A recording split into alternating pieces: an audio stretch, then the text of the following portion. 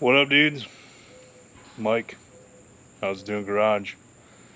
So, welcome back for one, and for two, got a strange video today because we're actually in my garage. So, yeah, we're taking it all the way back to the How's It Doing garage days. So today, I was just gonna make a little video since got more followers than I could even imagine we would ever have now.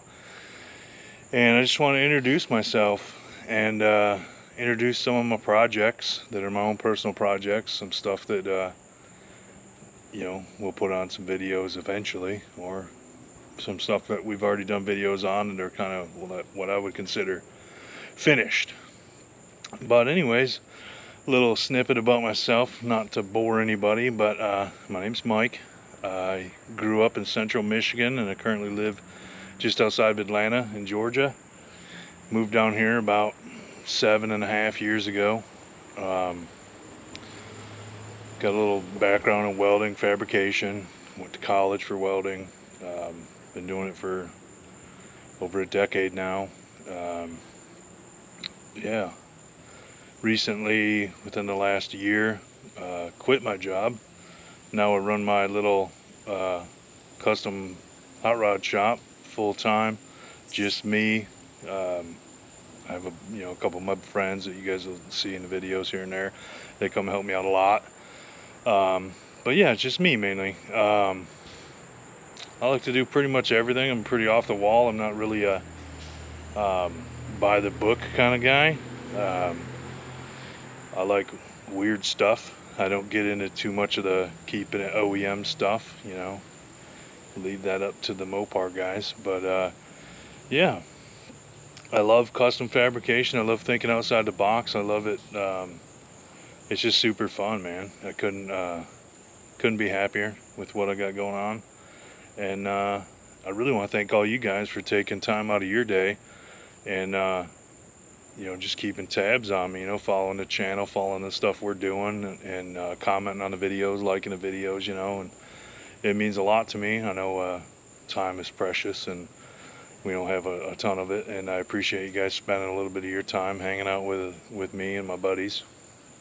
And yeah, so beyond all that sappiness, we'll get right into it. So a few of these projects have been focused on other channels and stuff, but a couple of them we built before YouTube was the thing for us. But one project, it's not really even a project, one thing I am kind of proud of, and it's actually something that I didn't even work for. My old man worked for it, and he recently passed away here a few years ago and left it to me. But the first thing I'd like to tell you guys about is my 74 Moto Guzzi Eldorado. So this here is my 1974 Moto Guzzi Eldorado. It's a 850cc, basically cruiser road bike. I got this from my dad when he passed away, 2000.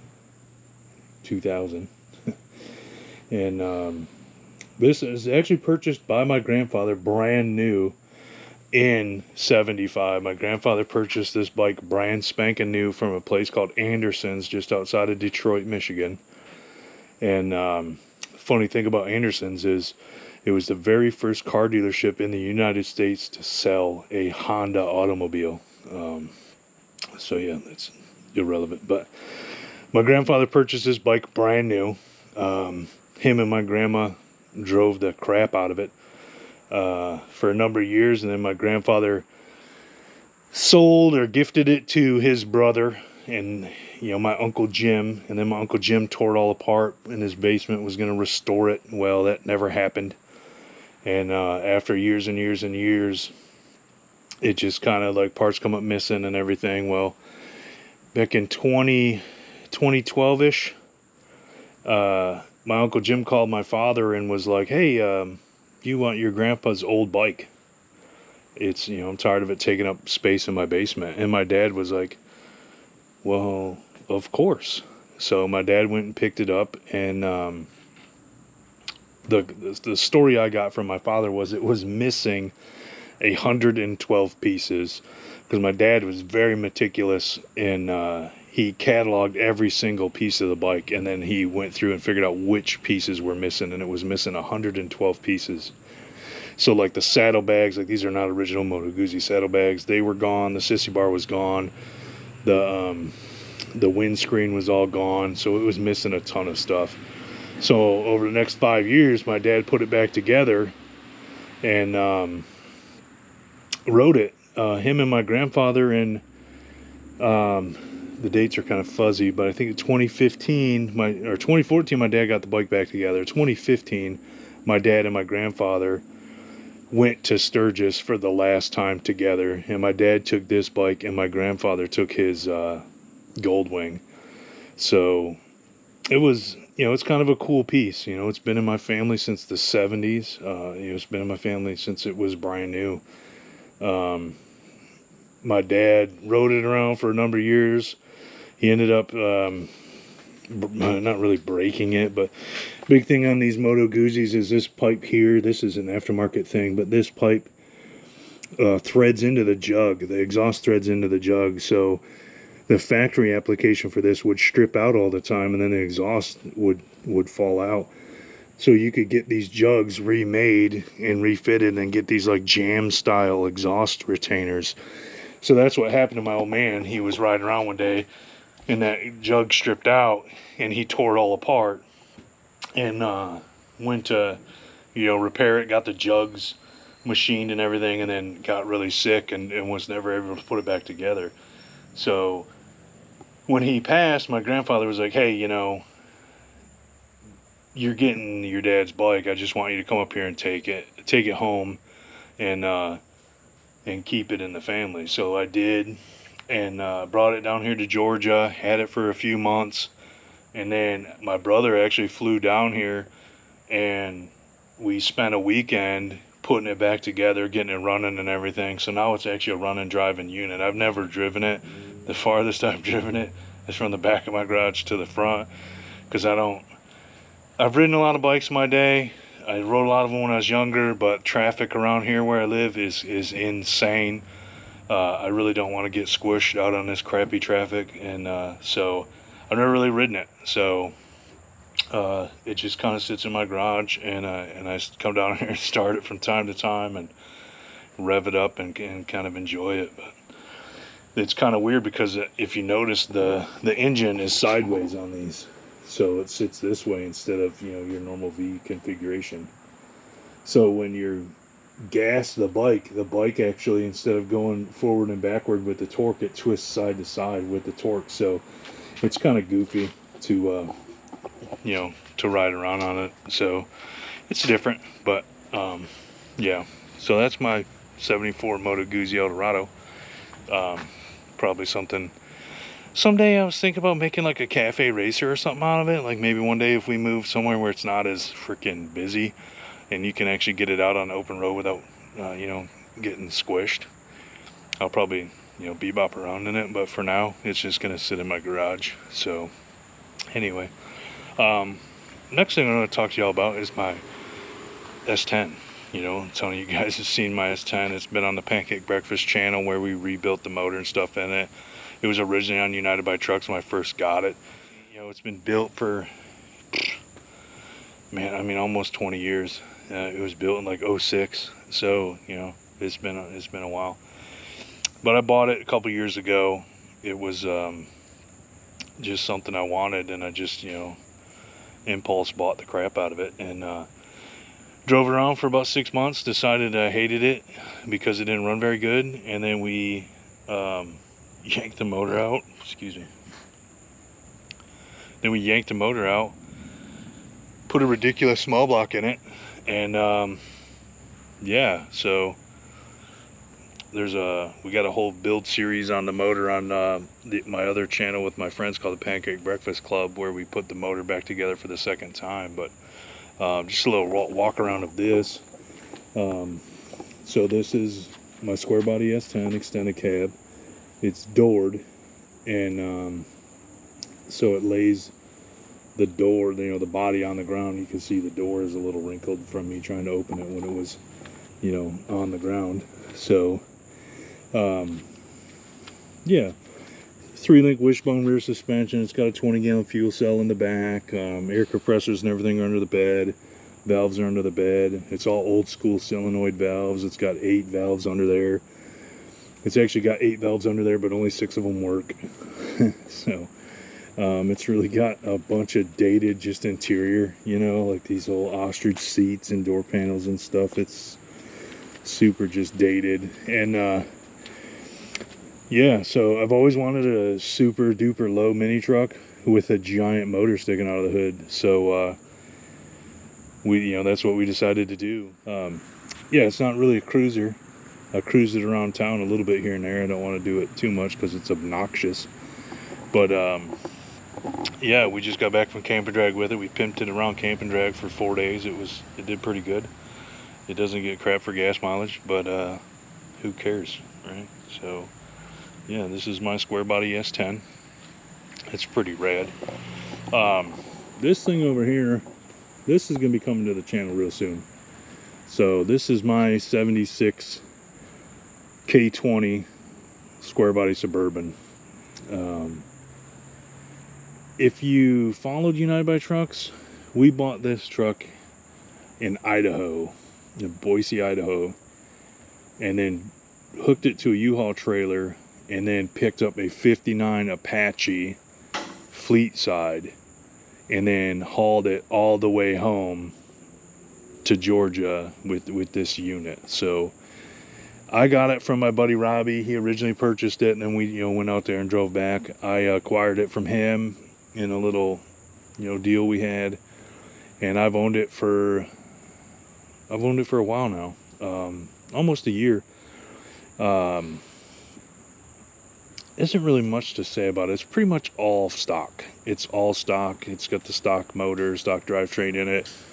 It's even got the stock-ish wheels, stock hubcaps. It's all stock. But like I said in the beginning of the video, I'm not into that. So we actually have some stuff coming for this, and we'll cover that in another video. But this thing's going to be making an appearance, or a few appearances on the HIDG channel in the near future. So yeah, so pay attention to that if you're into that. That's going to be my first 4-wheel drive. I've never owned a 4-wheel drive. The next thing we got is actually my wife's 2001 GMC Jimmy. We've owned this thing for a while, since 2000. I think we bought it 2012. If any of you guys are from the S10 forum days, this was all over the S10 forum back in the day. It used to have 24s on it. We got it from a buddy of mine, Jim Jackson, out of Toledo, Ohio. And it was beat up. I mean, it was beat up. The fab work was terrible. It was super unsafe to drive. We bought it because at the time I was building another project, and we wanted something with airbags on it that we could just drive around in the interim until we got the other project finished. Well, when I was riding home, it almost killed me because I hit an on-ramp or off-ramp. We're getting off the highway at 70 miles an hour, and I got merged over and then went to turn on the off-ramp, and the truck didn't turn. The frame was busted where the steering box mounts, so the steering box turned, but the truck didn't. So we almost wrecked it right there. But we ended up putting a whole new frame under it and rebuilding the whole thing. The only thing original to this truck from when we even bought it is the actual tub. We have since replaced both the doors. We've replaced the fenders, the hood, the core support. The core support's original, and the motor and actually the transmission's been replaced too. So the only thing original is the motor and the tub. Everything else in here has been replaced. It was just all so roached. So, but it's got a Envoy front bumper, which was a big thing back in the day. Was Envoy front bumper. It's got a Isuzu Ombre hood. I don't know if you noticed or not, but it doesn't have a Jimmy hood. This is an Ombre hood. We cut the front of the Ombre hood off, sectioned in a Jimmy hood, reshaped the front body mounts, and then welded it all together and made it into an Ombre hood with a Jimmy front. So, and then we shaved the antenna We've shaved the roof rack. We've shaved this body line here. Shaved the gas fill. Shaved the taillights. Shaved the deck lid.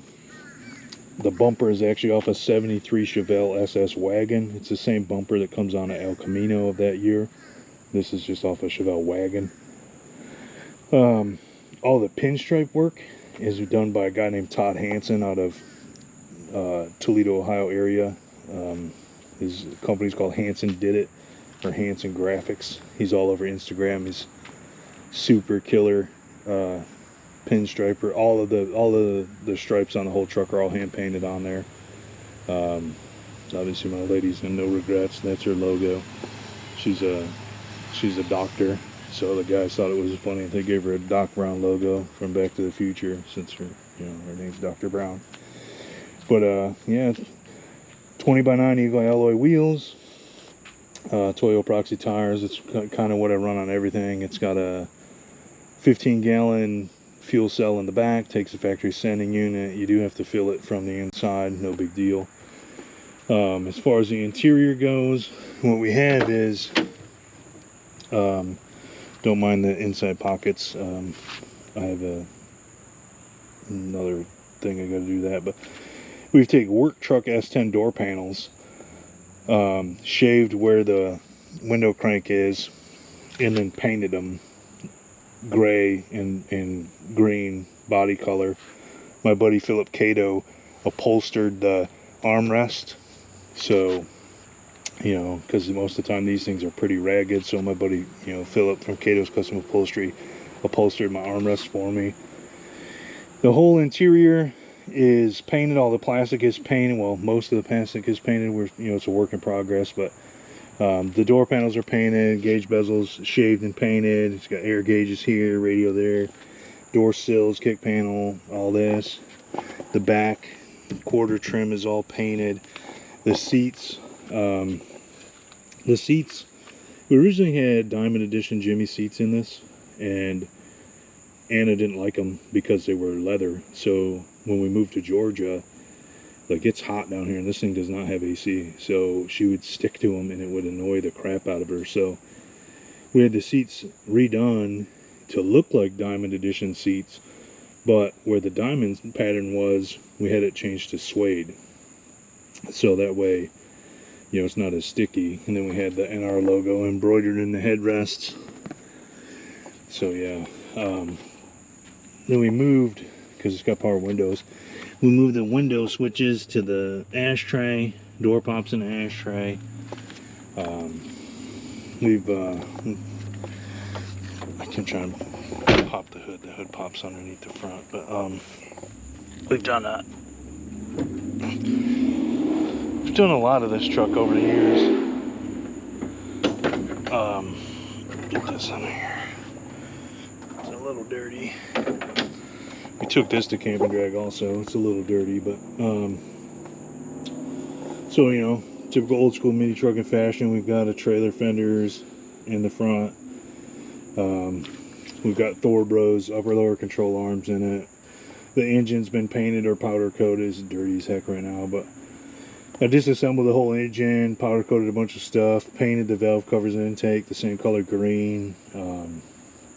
Did a lot of stuff, shaved a lot of the firewall, Willwood master cylinder, stuff like that. This truck still has cruise control and wipers. The wipers obviously here. The cruise control is actually relocated underneath the dash. But yeah, that's my wife's 2001 GMC Jimmy. She used to drive it a ton more, but she still drives it quite a bit when it's cooler in Georgia, so you can drive without air. But yeah, this thing's a road warrior. When we first built it in 2012, all the way up to when we moved to Georgia, we never owned a trailer or anything, so we drove it everywhere. Like, if we were going to a show 7 hours away, we just drove it. So it got a decent amount of miles on it for what it was. But yeah. And the next thing I want to talk about is my C10, man. Like, a lot of people know this C10. We've done a ton of videos on it on United by Trucks. I think it's super cool. It's probably the nicest thing I've ever owned, and I don't even have any paint on it. But this is my 86 Custom Deluxe Chevrolet C10. I bought this out of Gadsden, Alabama. It was sitting in a guy's driveway, and we were just happening to be at their house one day, and I seen it sitting there, and I was like, man, you want to sell that? And they were like, eh.